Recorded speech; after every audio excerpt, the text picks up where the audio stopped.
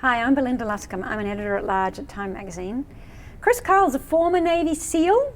He's also quite possibly the most lethal sniper in American military history. And he's here today to face a little smattering of friendly fire with 10 questions at Time magazine. Mr. Kyle, thanks for coming. Thanks for having me. So, we've got this new book, American Sniper. Isn't it kind of not done amongst you special operations guys to talk about your stuff? Yes, it is kind of frowned upon. So why did you decide to do the book? I wanted to be able to get it out about not the sacrifices that the military members make, but the sacrifices that their families have to go through, about the single mothers now raising the children and doing all the day-to-day house chores, but then also stories about my guys who deserve to be out there.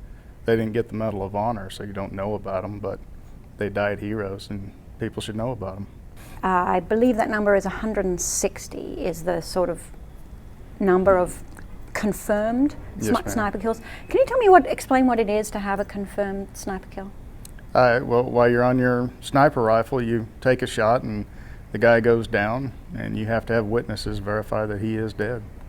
And does it get recorded as part of the battle damage assessment, or? Every time we'd come back, we'd have to fill out an assessment of what happened throughout the day, the time, the place, the caliber used, the distance he was, what exactly he was doing, where he was standing, what he was wearing. It's all into detail. So, and there's that somewhere, we can't get them out of the Navy, but somewhere there's 160 of those forms with your name on them. Yes, ma'am. What goes through your mind when you're shooting a guy? It's usually a guy. The first time of killing someone, you're not even sure you can do it. I mean, you think you can, but you never know until you actually put in that position and you do it. And then you double think in yourself, like, can I really do this? And am I going to be okay? And then you're asking your leadership, am I cleared hot to be able to do this? Am I going to be in trouble?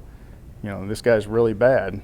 And then you're worried, when you get home, are the politicians going to hang you out to dry and put you on trial for murder? The first kill that you write about in the book, you actually kill a woman, and she has in one hand the hand of her toddler, and in the other hand she has a grenade. Was that the hardest of the kills you had to do? I had to do it to protect the Marines, so do you want to lose your own guys, or would you rather take one of them out?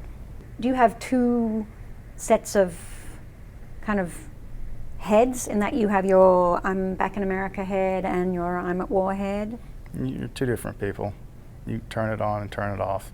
You're a little more aggressive when you're at work, and then when you come home, you relax and try to be the different person. And my wife always said that when I came home from work, I'd take my cape off and put it on the door, because I'd stub my toe or break my toe or something at home, but at work, I was fine. Does your wife still have to say your name before she gets back into bed? It's not as bad, but that was even before I was in the military. I've always been extremely jumpy when I'm asleep. And the reason your wife has to say your name before she gets back into bed? I will come up swinging. So it depends on how tired. If I'm out cold, then you can ring the doorbell and I'll be asleep. I have to ask this question, but are there any kills you regret? No. Not at all. Because you feel like it was either you killed them or they killed other Americans. Yes, ma'am. You know, you say in your book actually that most, and I think I'm quoting here, most Americans can't handle the reality of war, and the reports they sent back, the reports being the journalists, didn't help us at all. Which actually sounds a lot like Jack Nicholson in A Few Good Men. Did you realize that? You can't handle the truth. Is that how you feel, that yes, Americans ma'am. just can't? See, you're on Jack's side in this one. Yes, ma'am. You do not think. For the most part, the public very soft. You live in a dream world. You have no idea what goes on the other side of the world, that the harsh realities that these people are doing to themselves and then to our guys.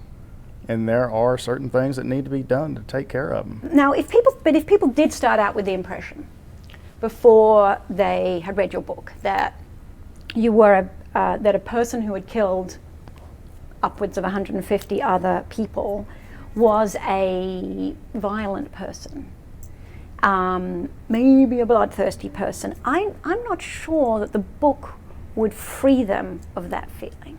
I really don't care what they think of me. I mean, I've got my family, I've got my friends. I'm not trying to make new friends. And the people who, if you actually spend time with me, you find out I'm just a fun-loving guy. Now, yes, I have been trained to be a little more aggressive if I need to be, but I don't go around thumping people. If you never got to kill another person again, would you be okay with that? I'm fine. I don't have to kill to live. But you were good at it. I was decent at it. What if killing people turns out to be the thing that you were better at than anything? Oh, no, that's not true. I'm a better husband and father than I was a killer. I mean, I've got a job now I'm pretty good at. I'm pretty comfortable with not having to kill anyone. Now, I don't take deer hunting away from me. Chris Carl, thanks so much. Thank you.